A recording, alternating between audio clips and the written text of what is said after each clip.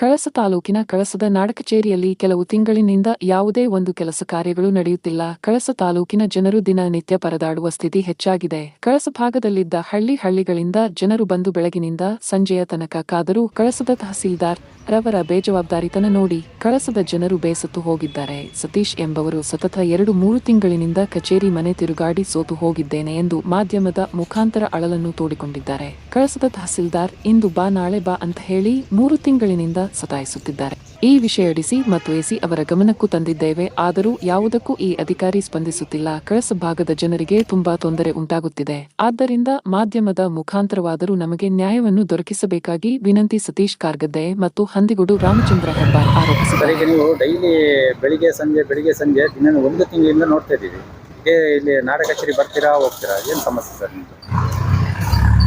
ನಮ್ಮ ಸಮಸ್ಯೆ ಅಂತ ಹೇಳಿದರೆ, ನಾನು ಈ ಜಮೀನುಗಳಲ್ಲಿ ಋಣಭಾರ ಕಾಲಮ್ ಅಂತ ಇರುತ್ತೆ ಜಮೀನಿನ ದಾಖಲೆಗಳಲ್ಲಿ, ಪಾಣಿ RR ಇದರಲ್ಲೆಲ್ಲ.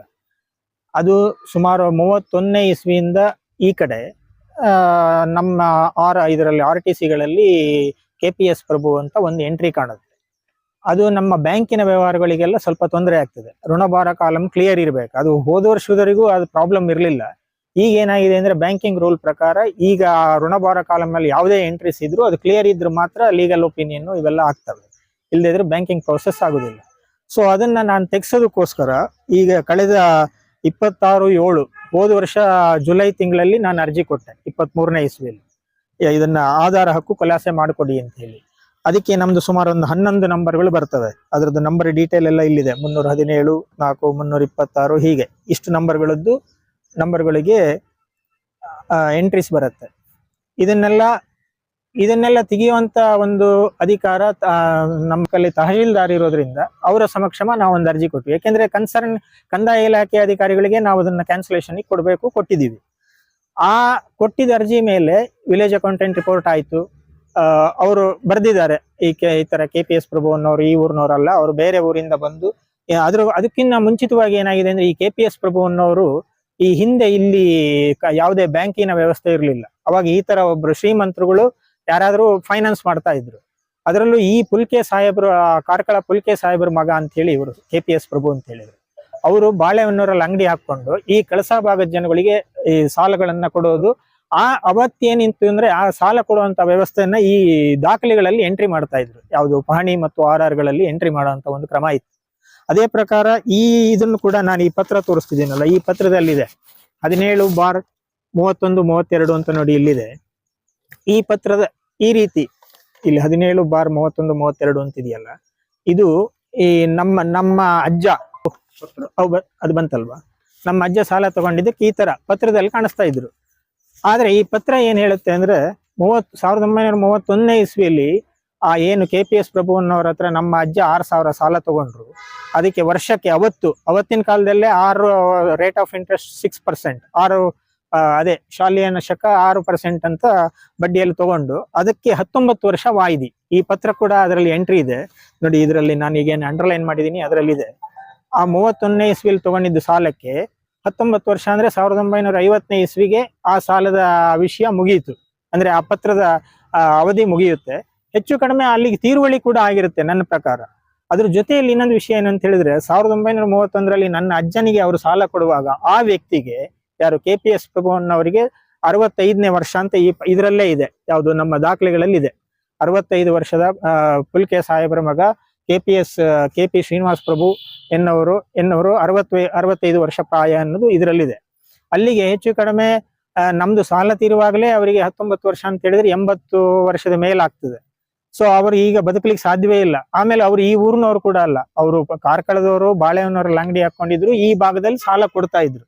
ಸೊ ಆ ನಂತರದಲ್ಲಿ ಯಾವುದೇ ಎಂಟ್ರೀಸು ನಮ್ಮ ಇದರಲ್ಲಿ ಇಲ್ಲ. ಆದ್ರೂ ದಾಖಲೆಗಳಲ್ಲಿ ಅದು ಉಳ್ಕೊಂಡ್ಬಂದ್ಬಿಟ್ಟಿದೆ. ಇದನ್ನ ತಿದ್ದುಪಡಿ ಮಾಡ್ಕೊಡಿ ಅಂತ ನಾನು ತಹಶೀಲ್ದಾರ್ ಹತ್ರ ಅರ್ಜಿ ಕೊಟ್ಟು ಕೇಳ್ಕೊಂಡೆ.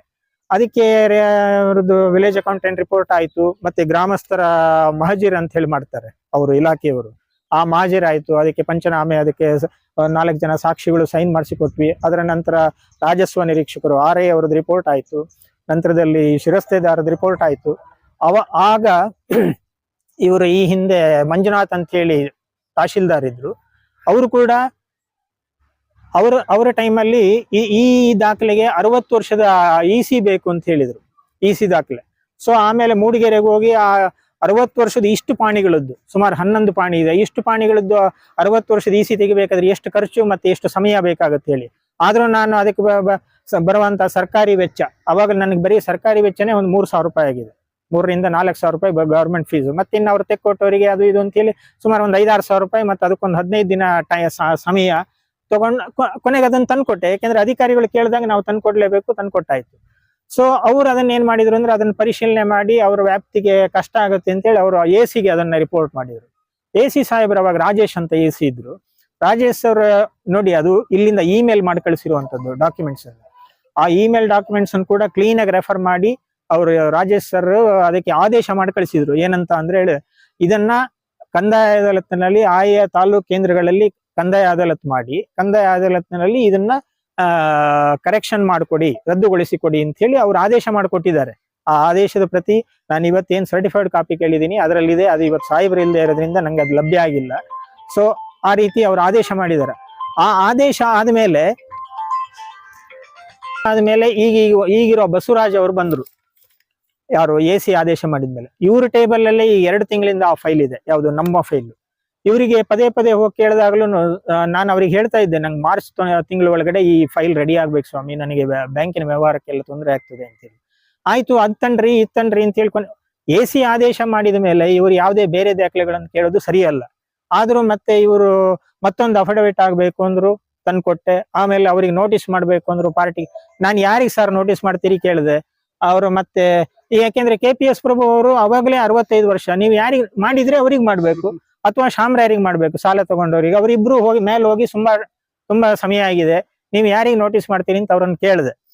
ಇಲ್ಲ ನಾವು ಮಾಡ್ತೀವಿ ಅಂತ ಹೇಳಿ ಅವ್ರ ತಹಶೀಲ್ದಾರ್ ಮಾಡಿದ್ರು. ಕೊನೆಗೆ ಅದಾಯ್ತು, ಮತ್ತೆ ಇನ್ನೊಂದು ಅಫಿಡವಿಟ್ ತಂದು ಕೊಡ್ಬೇಕು ನೀವು ಅಂದ್ರು. ನಾನು ಈಗಾಗಲೇ ಒಂದು ಅಫಿಡವಿಟ್ ಕೊಟ್ಟಿದ್ದೆ, ಆದ್ರೂ ಮತ್ತೊಂದು ಅಫಿಡವಿಟ್ ಇವ್ರ ಟೈಮಲ್ಲಿ ಮಾಡಿಕೊಟ್ಟೆ. ಸೊ ಮಾಡ್ತೀನಿ ಅಂತ ಹೇಳ್ತಾರೆ. ಅಫಿಡವಿಟ್ ತಂದು ಕೊಟ್ಟಾದ್ಮೇಲೆ ಮತ್ತೇನೋ ಒಂದು ಹುಡುಕಿ ನೋಡಿ ಇದಕ್ಕೊಂದು ಖುಲಾಸೆ ಪತ್ರ ತರಬೇಕು ಅಂದ್ರು. ನಾನು ಅದಕ್ಕೆ ಏನ್ ಮಾಡಿದೆ ಅಂದ್ರೆ, ಸರ್ ನಾನು ಹೋದ್ರೆ ಅವರು ಅಫಿಷಿಯಲಿ ಇದು ನಾನ್ ಅಫಿಷಿಯಲ್ ಬೇಕ್ ತೆಕ್ಕೊಡುದಿಲ್ಲ, ನಮಗಲ್ಲ ಅದ್ರದ್ದು ಫೀಸ್ ಕಟ್ಟಬೇಕು. ಆಮೇಲೆ ಅವರು ಪಾಪ ಧೂಳನ್ನೆಲ್ಲ ಕುಡುಕಿ ತೆಕ್ಕೊಡ್ಬೇಕಲ್ಲ, ಅದಕ್ಕೊಂದು 2-3 ದಿನ ಟೈಮ್ ತಗೊಳುತ್ತೆ. ನಂಗೆ ಟೈಮ್ ವೇಸ್ಟ್ ಆಗುತ್ತೆ ಸರ್, ಅದು ಮಾರ್ಚ್ ಒಳಗಡೆ ಆಗಲ್ಲ, ನೀವೇ ಅಫಿಷಿಯಲಿ ತರಿಸ್ಕೊಳ್ಳಿ ಹಿಂದೆ. ಅವರು ನೋಡಿ, ಒಬ್ಬ ತಹಶೀಲ್ದಾರ್ ಅವರು, ತಾಲೂಕ್ ಮ್ಯಾಜಿಸ್ಟ್ರೇಟ್ ಅವರು ಅದನ್ನ ತರಿಸೋದಿಕ್ಕೆ ಈಗ ಏನ್ ಆಧಾರ ಆಗಿದೆ ಈ ನಂಬರ್ ಅನ್ನ ಮೆನ್ಷನ್ ಮಾಡಿ ಅವರು ಇದನ್ನ ಮಾಡಿದ್ರು. ಆಕ್ಚುಲಿ ಖುಲಾಸೆಗೆ ನಂಬರೇ ಬೇರೆ ಇರುತ್ತೆ ಖುಲಾಸೆ ಆಗಿದ್ರೆ, ಆದ್ರೆ ಅದು ಖುಲಾಸೆನು ಆ ಟೈಮಲ್ಲಿ ನನ್ನ ಪ್ರಕಾರ ಅವಾಗ ಅದು ಮಾರ್ಟ್ಗೇಜ್ ಆಗ್ತಿರ್ಲಿಲ್ಲ, ಬರೀ ದಾಖಲೆಗಳಲ್ಲಿ ಮಾತ್ರ ಎಂಟ್ರಿ ಆಗ್ತಿತ್ತು ಅಂತ ಕಾಣುತ್ತೆ. ಆದ್ರಿಂದ ಈ ದಾಖಲೆಗಳಲ್ಲಿ ಎಂಟ್ರಿ ಇದೆ, ಆದ್ರೆ ಖುಲಾಸೆ ಆದ್ರೆ ಮಾತ್ರ ಅದಕ್ಕೆ ಬೇರೆ ಒಂದು ನಂಬರೇ ಆಗ್ತದೆ. ಈ ನಂಬರ್ ಬರಲ್ಲ ಅಂತ ಹೇಳಿದ್ರು, ತಹಶೀಲ್ದಾರ್ ಅದೇ ನಂಬರ್ ಹಾಕಿ ಕಳಿಸಿದ್ರು. ಅವರು ತಾಲೂಕು ಆಫೀಸಿಂದ ಅದನ್ನೇ ಕಳಿಸಿದ್ರು, ಇದೇ ಪತ್ರನೇ ಮತ್ತೆ ಕಳಿಸಿದ್ರು. ಈ ನಂಬರ್ ಹಾಕಿದ್ಮೇಲೆ ನೀವು 10 ಸತಿ ಹಾಕಿದ್ರು ಅದೇ ನಂಬರೇ ಬರುತ್ತೆ, ಬೇರೆ ನಂಬರ್ ಖುಲಾಸೆ ಪತ್ರ ಬರಲ್ಲ. ಆದ್ರೆ ಈ ಪತ್ರನೇ ಹೇಳುತ್ತೆ 50ನೇ ಇಸ್ವಿಗೆ ಅದ್ರದ್ದು ಟರ್ಮ್ ಮುಗಿಯಿತು ಅಂತ ಹೇಳಿ.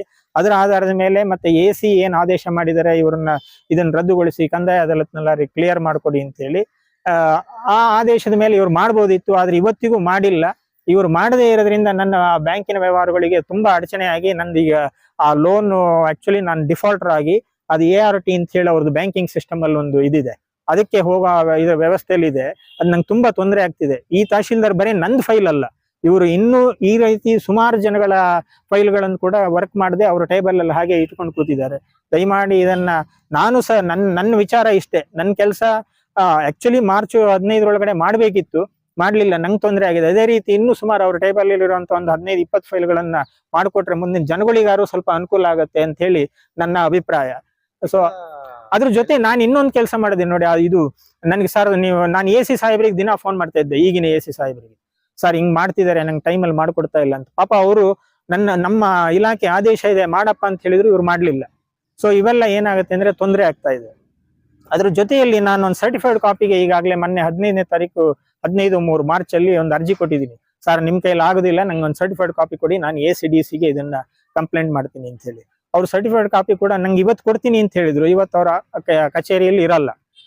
ಇಷ್ಟು ತನಕ ನಾನು ಅವ್ರನ್ನೇ ಕಾಯ್ತಿದ್ದೀನಿ, ತಾಲೂಕು ಆಫೀಸ್ ಬಾಗಿಲಲ್ಲೇ ಇದ್ದೀನಿ. ಅವರು ತಹಶೀಲ್ದಾರ್ ಎಲ್ಲಿ ಹೋಗಿದ್ದಾರೆ ಗೊತ್ತಿಲ್ಲ. ನನ್ನ ಫೈಲು ಅಲ್ಲಿಲ್ಲ, ನನ್ನ ಫೈಲು ಈಗ ಅವ್ರ ಟೇಬಲ್ ಮೇಲಿಲ್ಲ. ಅದು ಯಾರು ತಗೊಂಡೋಗಿದ್ದಾರೆ, ಅವ್ರು ಎಲ್ಲಿ ಹೋಗಿದ್ದಾರೆ ನಮಗ್ ಗೊತ್ತಿಲ್ಲ.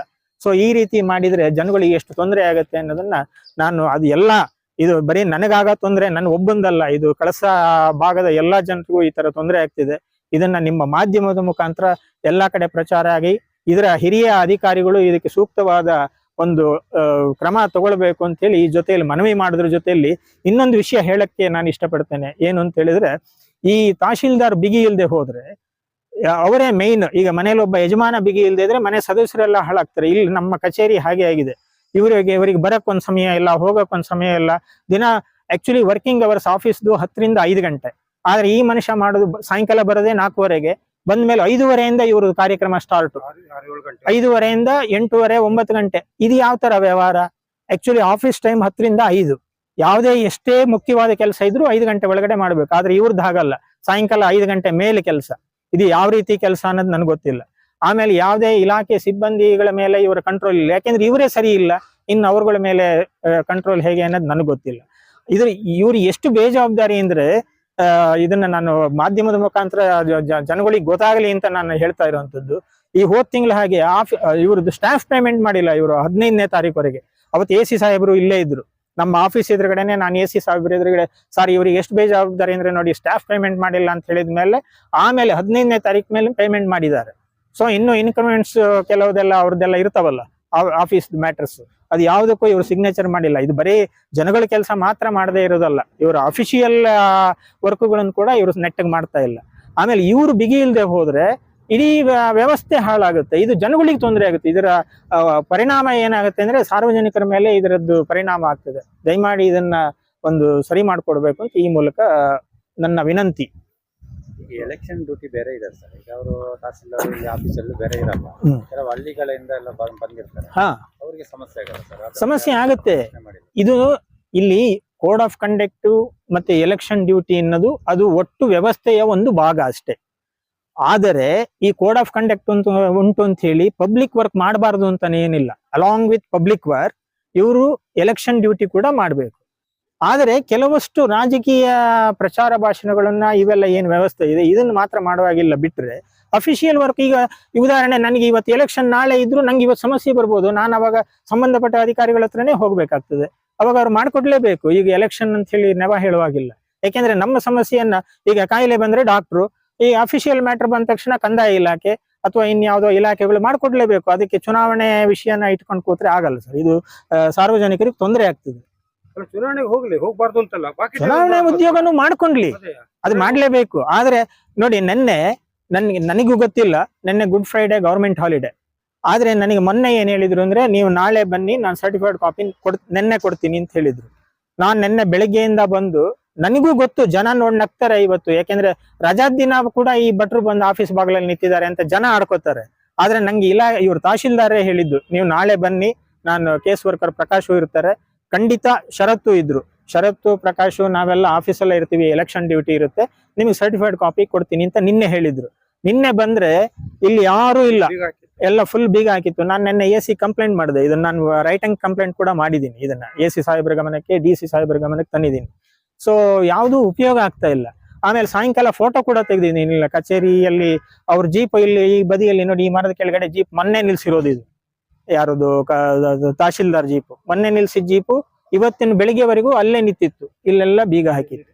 ಇದು ಒಬ್ಬ ತಹಶೀಲ್ದಾರ್ ಆದವರು ಇಷ್ಟು ಬೇಜವಾಬ್ದಾರಿಯಾಗಿದ್ರೆ ಯಾರು ಹೇಳೋರು ಯಾರು, ಕೇಳೋರು ಯಾರು? ನಾನು ಇದೇ ವಿಷಯವನ್ನ ಕೋಡ್ ಆಫ್ ಕಂಡಕ್ಟ್ ಇದೆ, ನಾನು ಈ ತರ ಪತ್ರಿಕಾ ವರದಿ ಕೊಡ್ಬೋದು ಅಂತ ನಾನು ನಿನ್ನೆ ಸ್ಟೇಷನ್ಗೆ ಕೂಡ ಹೋಗಿ ಅವರ ಪರ್ಮಿಷನ್ ತಗೊಂಡ್ ಬಂದಿದ್ದೀನಿ.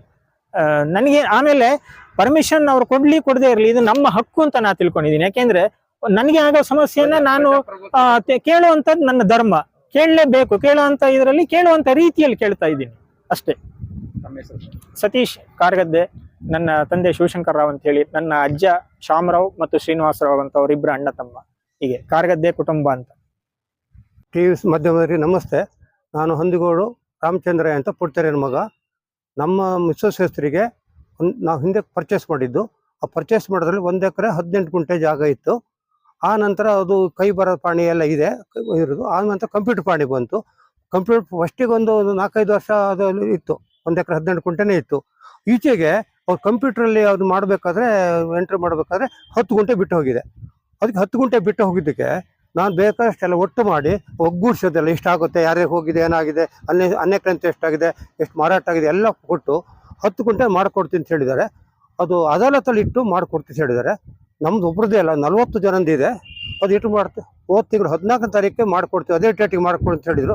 ಆದರೆ 14 ಬಿಟ್ಟು ಇದು ಒಂದು 15 ದಿವಸ 16 ದಿವಸ ಆಗ್ತಾ ಉಂಟು. ಈಗ ಮತ್ತೊಂದು ಆದರೂ ಅವ್ರು ಇದುವರೆಗೆ ಮಾಡಿಕೊಡ್ಲಿಲ್ಲ. ಅಲ್ಲಿ ಫೈಲ್ ಮೇಲೆ ಇಟ್ಕೊಂಡಿದ್ದಾರೆ. ನಾನು 10 ಸತಿ ಬಂದಿದ್ದೀನಿ, ಅದು ಮಾಡಿಕೊಡ್ಲಿಲ್ಲ. ನಮಗದನ್ನ ಕೂಡಲೇ ನಮಗದನ್ನ ತಿದ್ದುಪಡಿ ಮಾಡಿಕೊಡ್ಬೇಕಾಗಿದೆ ಸರ್. ಅದೇನಾ ಕೇಳ್ಕೊಡೋದು ಪ್ರೆಸ್ಸಿಗೆ ನಾನು ಅದನ್ನೇ ಮನವಿ ಮಾಡ್ಕೊಳ್ಳೋದು.